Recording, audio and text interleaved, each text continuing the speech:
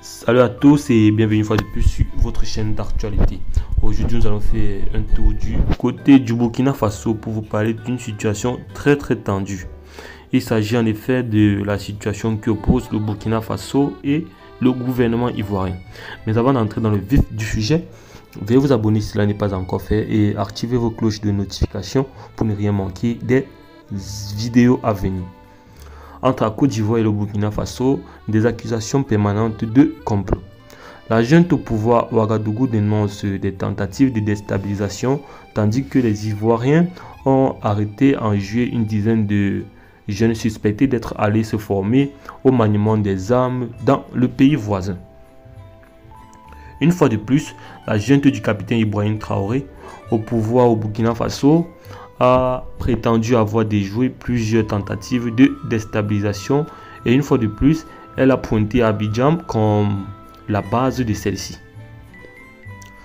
Dans une longue déclaration lue à la télévision nationale, le ministre burkinabé de la Sécurité, le commissaire Mamadou Sana, a évoqué des civils de divers profils ainsi que des militaires et anciens militaires ayant quitté le territoire national pour participer à des opérations de propagande et de déstabilisation.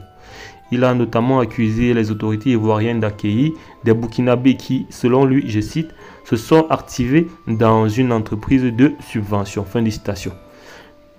Parmi eux, l'ancien ministre des Affaires étrangères, Alpha Bari, exilé à Abidjan nommément, cité par Mamadou Sana.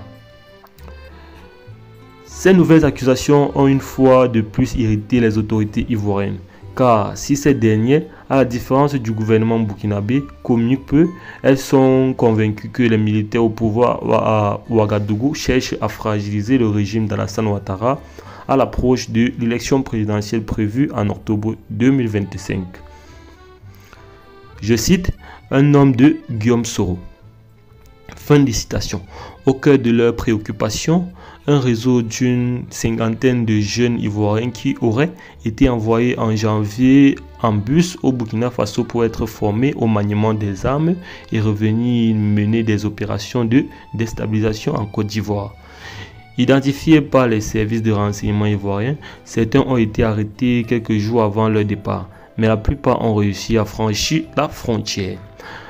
À leur tête se trouvait Lama Fofana, un ex-rebelle et ex-gendarme ivoirien décrit par un haut responsable sécuritaire à Abidjan comme un homme de Guillaume Soro. Ce dernier, ancien rebelle qui fut premier ministre et président de l'Assemblée nationale, est l'un des opposants les plus virulents à Alassane Ouattara. En exil depuis 2019, il a trouvé refuge fin 2023 auprès des juntes sahéliens, adversaires revendiqués des autorités ivoiriennes, et résidait jusqu'à récemment à Niamey. Les tentatives de rapprochement entre le président ivoirien et son ancien allié n'ont rien donné.